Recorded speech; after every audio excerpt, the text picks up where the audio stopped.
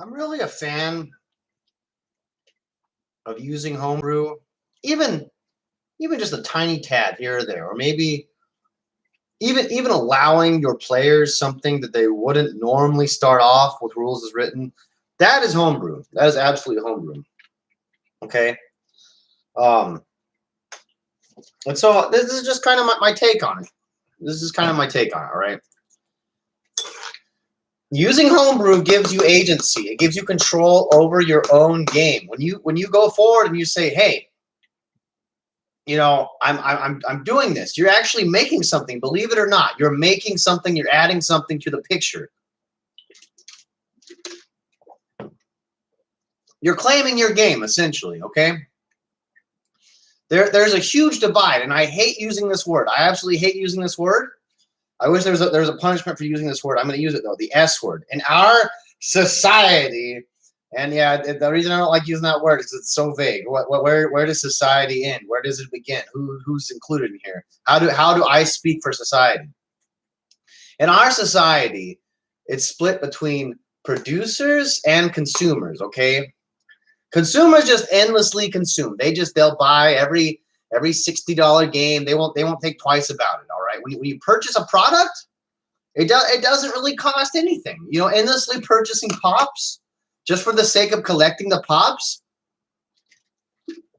No real thought put into that. No real thought put into that at all. So by using homebrew, you are claiming your game. Now, instead of this being Hasbro's toy, now it's your toy. Okay.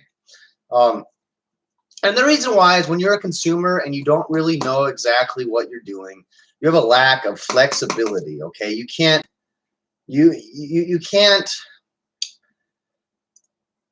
it's like you can't bend because it's not yours. So it breaks every single time an inconsistency comes up, it breaks. And here's why. Okay. Many people are bereft of critical thought. Okay. Critically thinking about what's going to happen and why this is happening more than just it's happening. Okay. And so these people without critical thought will just attempt to recreate something that they've seen. All right. I think that I'm a good dungeon master, or at least I'm better than I used to be. I think we might both be able to agree that I'm better than I used to be. I've grown a little bit by being in the game for about 8 years now. And I will never, ever, ever be as good as that bald guy. Whoever the bald guy that made D&D, I'll never be that good. Never, ever. I mean, even this guy's like energy, you just see him sitting down at that table and you're just like, wow, I want to be at that table. He looks like a welcoming dude with mystery and an enchanting story. And I want to be like that, but I'm not going to try to recreate that because that's not me.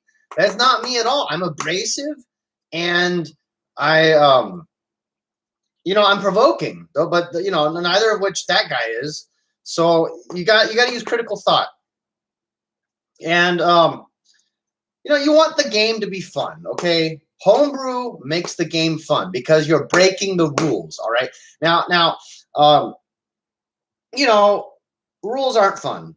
They by definition are not very fun. I can't remember the last time I sat around and was talking to everyone like, wow, aren't these rules fun to follow? I mean, these games that I've been in,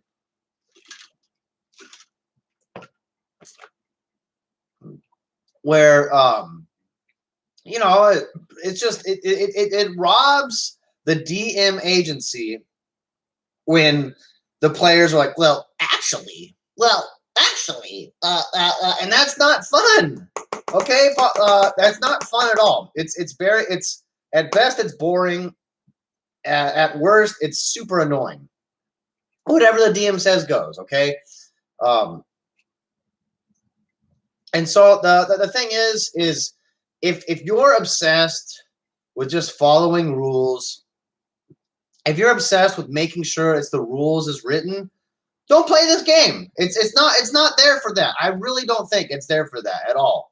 If you want to play a game where there's just an absolute obsession with the rules, go play Warhammer. Go play Warhammer 40,000, okay? There's tournaments, there's referees, there's a whole apparatus, a whole system to make it so that, you know, the rules get to be followed. But I'll tell you what, even if both sides are 100% on board with following the rules dogmatically, it never gets done the right way. There's always something to gripe about, always something to defer about. They got rid of template weapons. They would have been, they're a staple of Warhammer for as long as I had been playing. They got rid of them because there's a dice with there's a die with an arrow on it that determines which way the blast template goes. And depending upon which side of the table you're at, it can look very different as to where it's going. Now, of course, you know, most players will be able to come to some decent conclusion, but there's plenty of players out there that are just like, no, it goes that way. And the reason they're so into it is because their bias is playing into it. That one shot can determine the entire game, okay? And so there's going to be confirmation bias. And it gets to this ridiculous point to where it's not fun.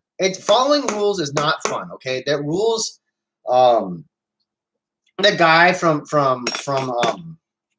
Pirates of the Caribbean, he said it the best. Like, I like to think of them more as a guideline.